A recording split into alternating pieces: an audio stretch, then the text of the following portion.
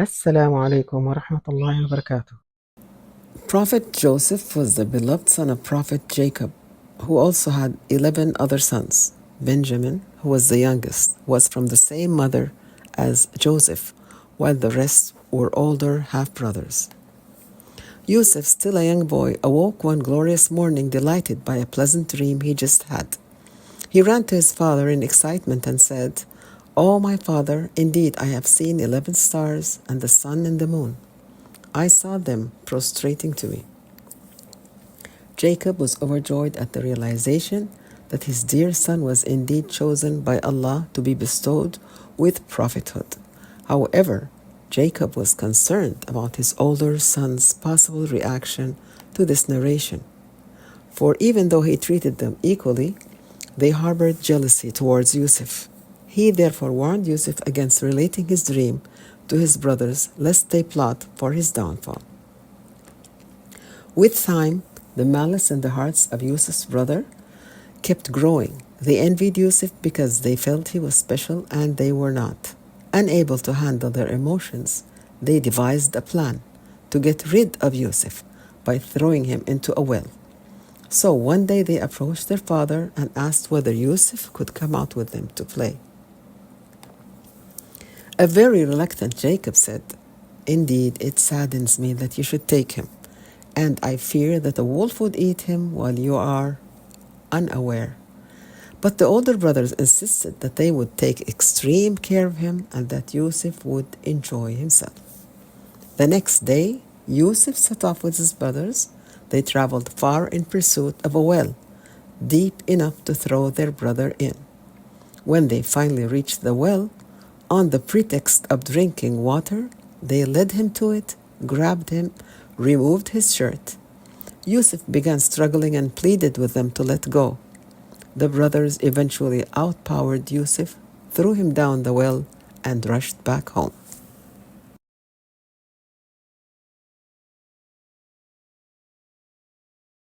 وجاءوا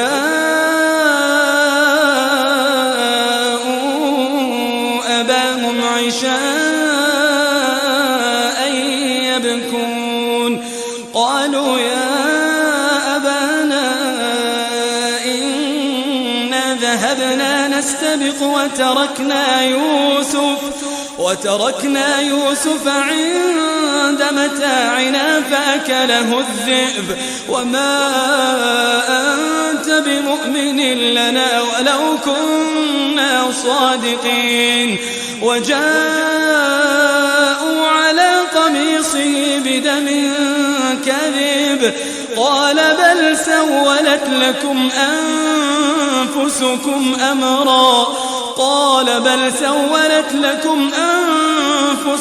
أمرا فصبر جميل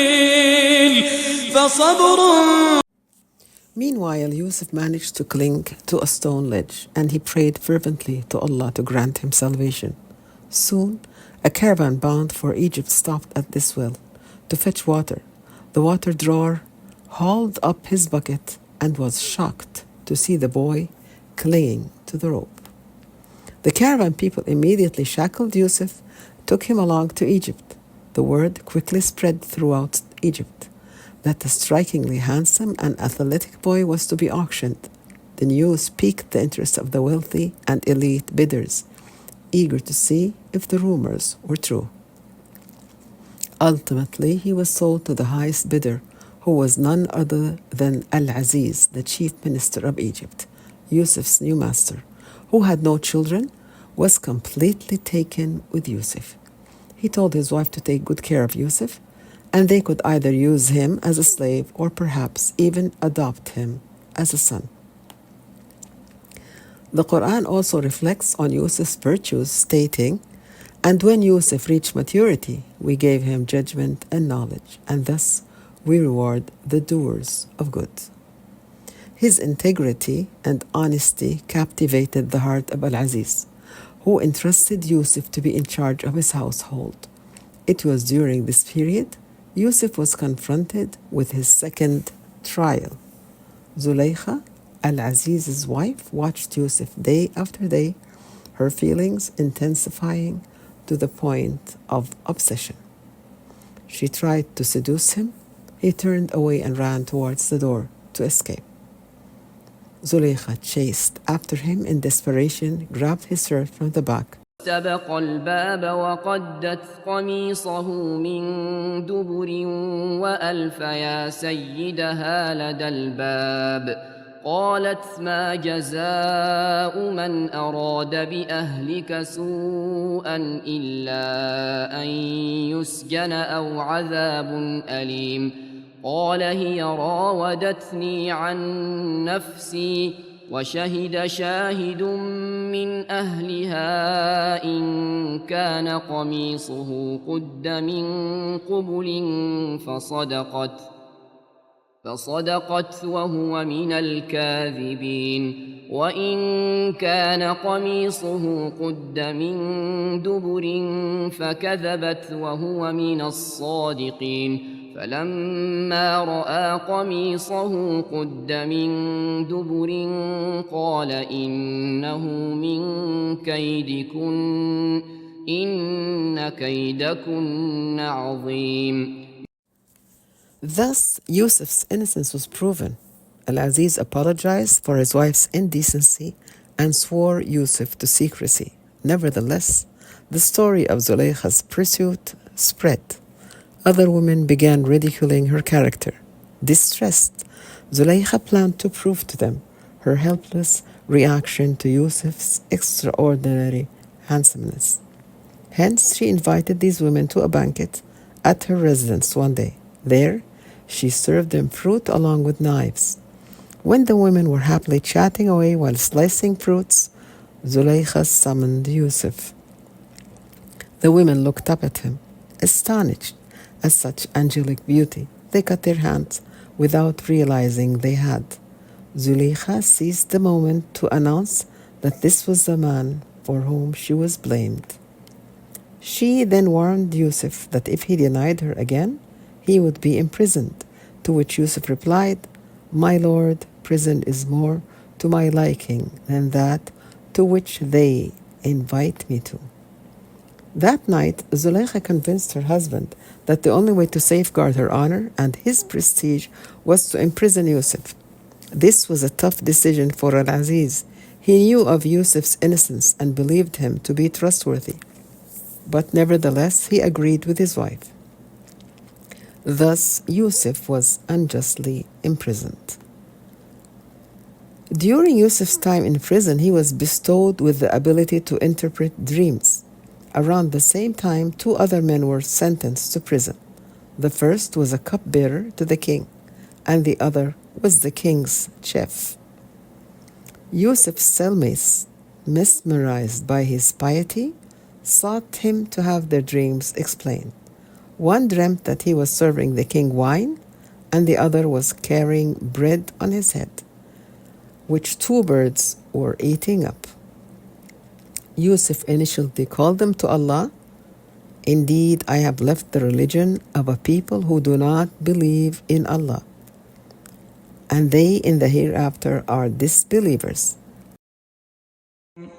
واتبعت ملة آبائي إبراهيم وإسحاق ويعقوب ما كان لنا أن نشرك بالله من شيء ذلك من فضل الله علينا وعلى الناس ولكن أكثر الناس لا يشكرون يا صاحبي السجن أأرباب متفرقون خير أم الله الواحد القهار ما تعبدون من دونه إلا أسماء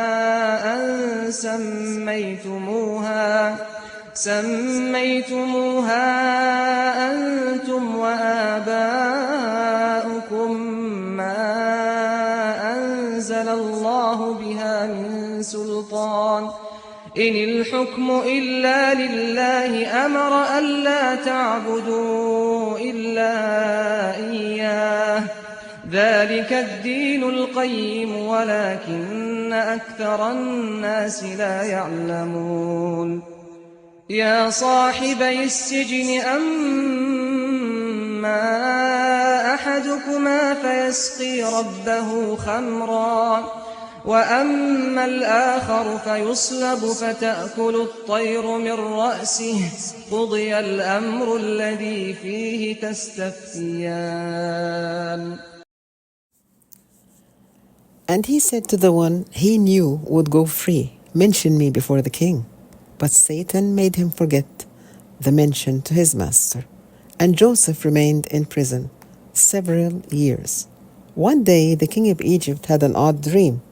He summoned his men and said, "Indeed, I have seen in a dream 7 fat cows being eaten by 7 that were lean, and 7 green spikes of grain and others that were dry. O eminent ones, explain to me my vision, if you should interpret visions." The cupbearer, who immediately remembered his companion in prison, informed the king of Yusuf and his impeccable dream interpretations. The king sent his cupbearer to prison to meet with Yusuf and inquire about this peculiar dream. Yusuf was overjoyed at the sight of his companion and knew that this was indeed the plan of Allah. So Yusuf then told his friend the meaning of the king's dream. قال تزرعون 7 سنين دأبا فما حصدتم فذروه في سنبله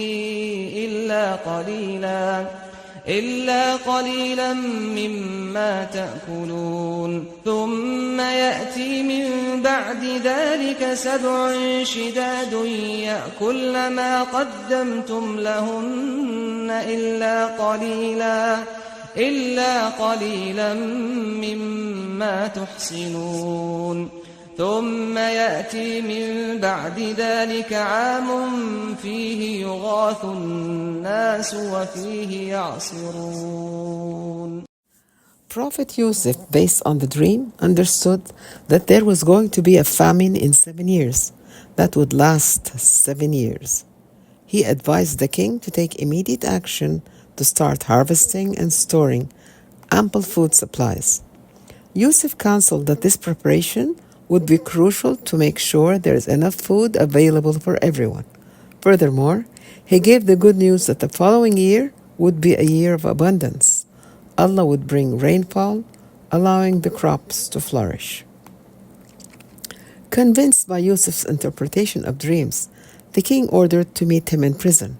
However, Yusuf declined to leave prison before his innocence was established.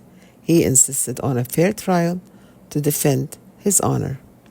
So the king summoned the women involved in the incident. Among them were the women who cut their hands, and they spoke of Yusuf's innocence before the king, saying, "Allah forbid we know about him no evil."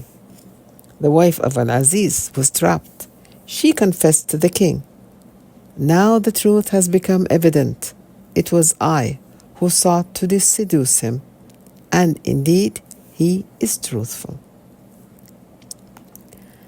Thus Yusuf's innocence was proven. Released from prison, Yusuf stood before the king to thank him for his generosity. Yusuf greatly impressed the king. After losing his freedom and being falsely imprisoned for many years, he wasn't angry or seeking revenge. He was composed and showed the noblest of qualities. Because of this, the king felt comfortable appointing Yusuf to a high position. Yusuf asked if he could be made the storekeeper over the storehouses across his land. He wanted to be a controller over the granaries to ensure they were well equipped to endure the long famine. It was not out of self-interest, but a personal responsibility. He felt to make sure people would not die due to shortages. Yusuf harvested and stored crops during the 7 years of fertility. Then, as predicted, came the years of famine that also reached the household of his father, Jacob, in Canaan. Jacob sent all his sons except Benjamin to Egypt to purchase provisions. Yusuf immediately recognized his brothers and provided for them, but they did not recognize him. And why would they? To them, Yusuf had passed away years ago. Yusuf casually inquired about their family. The brothers said, "We are 11 brothers, the children of a noble prophet. The youngest is at home, tending to the needs of our aging father." Struggling to regain his composure, he managed to ask, "Are you truthful people?" Confused, they replied, "What reason should we have to state an untruth?" Yusuf informed them that if they brought their brother back with them next time, he would reward them with double the rations. But if they failed to do so, he would limit their measure. He wanted to make sure they would fulfill his command. As an additional precaution, he ordered one of his servants to put their money back in their bags, so when they returned home, they'd have enough money to return and purchase more. When the brothers returned home, they told their father, saying, "Oh, our father, we have been denied further supplies. So send our brother with us so that we may receive our measure, and we definitely will watch over him." Jacob was enraged. How could he trust them when they had failed him terribly with Yusuf? After some time, however, their needs pressed Jacob to send Benjamin with them for more provisions. He took their solemn oath to safeguard him. Jacob then prayed to Allah to safeguard their departure. Allah is the best protector and is the most merciful. فَاللَّهُ خَيْرٌ حَافِظٌ وَهُوَ أَرْحَمُ الرَّاحِمِينَ. Yusuf welcomed the privileged guests and invited them to a feast. With great difficulty, he withheld from immediately embracing his brother. Yusuf showered his guests with his gifts and hospitality. Afterwards, Yusuf arranged for Benjamin to be lodged in a room with him alone, where he disclosed, "Indeed, I am your brother." As they were about to leave, the king's soldiers closed the gates and stopped the brothers. They informed them that the king's cup had gone missing. They answered, "By Allah, you have certainly known that we did not come to cause corruption in the land, and we have not been thieves." The brothers protested. The soldiers, pursuing the matters further, inquired about the consequences if the thief was among them. With confidence, the brothers responded that if one of them was found guilty, he should offer himself as a slave to the owner of the stolen cup. The brothers believed that this would be just, to lend oneself over as property to the owner, just as the thief had taken their property. During the search, the cup was found in Benjamin's bag. The soldiers cried, "O caravan, indeed you are thieves." Shock and disbelief struck the brothers. Thoughts of their sick father at home and their promise to protect Benjamin at all costs circled their minds. The brothers knew that their father loved Benjamin dearly, and he was a means of relief since losing Yusuf. They worried the loss of Benjamin would completely devastate their father. They begged the soldiers to release their younger brother and take one of them instead, but the soldiers refused.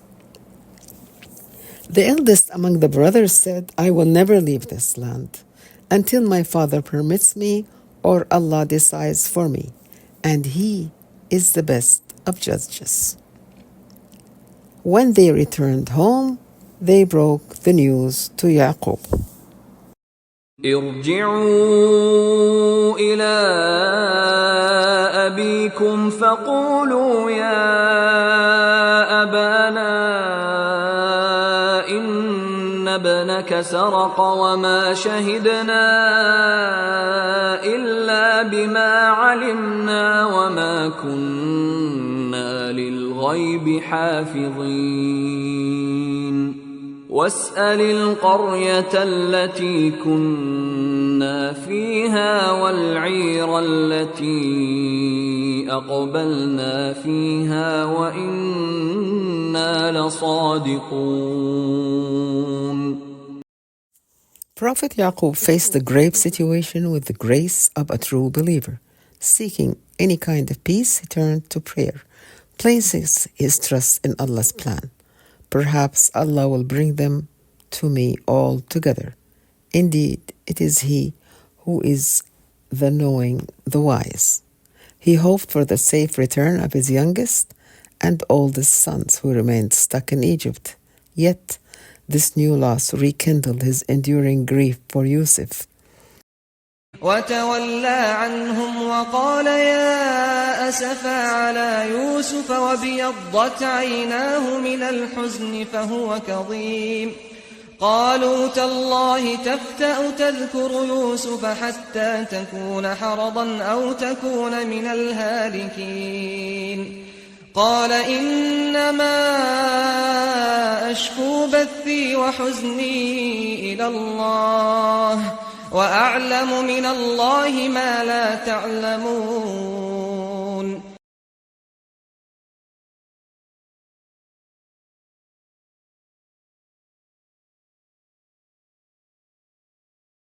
يا بني يذهبوا فتحسسوا من يوسف وأخيه ولا تيأسوا من روح الله إنه لا ييأس من روح الله إلا القوم الكافرون. The sons returned to Egypt once again. They met with Yusuf and pleaded that tragedy had befallen them. Yusuf then spoke to them in their native language. Do you know what you did with Yusuf and his brother when you were ignorant? It didn't take long for the brothers to realize that this was indeed their long-lost brother, and they began to tremble with fear. But Yusuf confronted them, saying, no blame will be upon you today. Allah will forgive you, and He is the most merciful of the merciful. He then said, take this, my shirt, and cast it over the face of my father. He will become seeing, and bring me your family all together.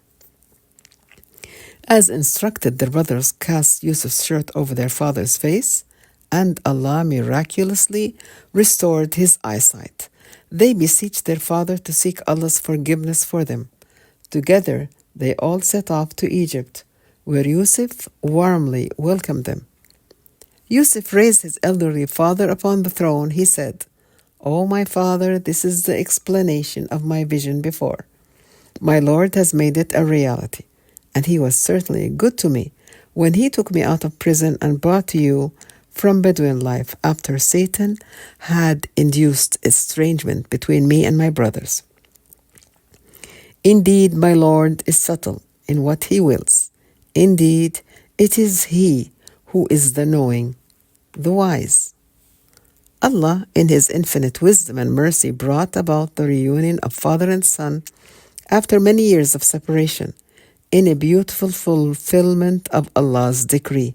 The surah, which begins with Yusuf's prophetic dream, concludes with reaching the point where that became a reality.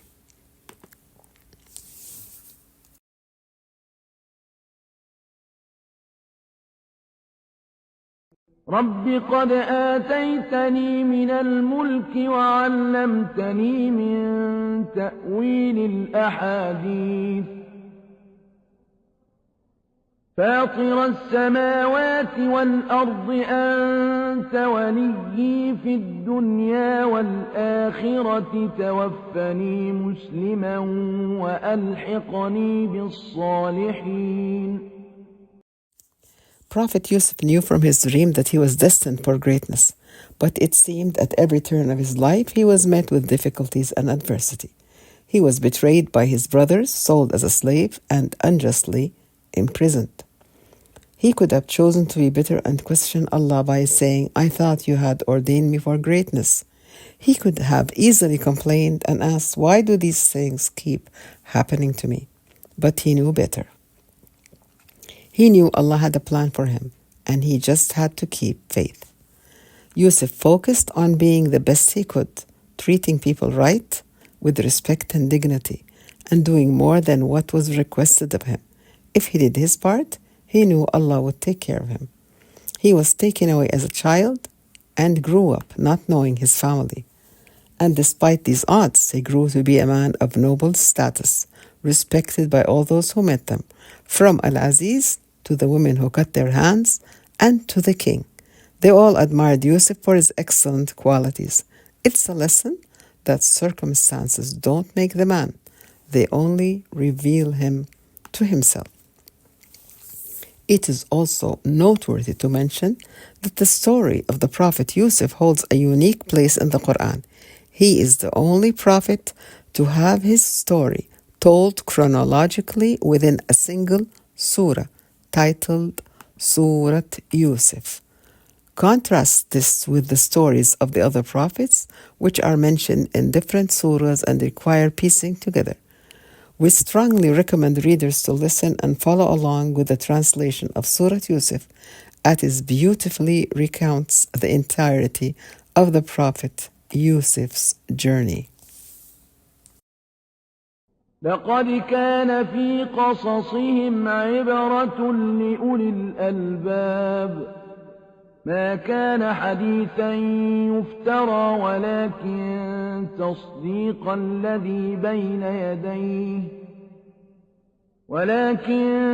تصديق الذي بين يديه وتفصيل كل شيء وهدى ورحمة لقوم يؤمنون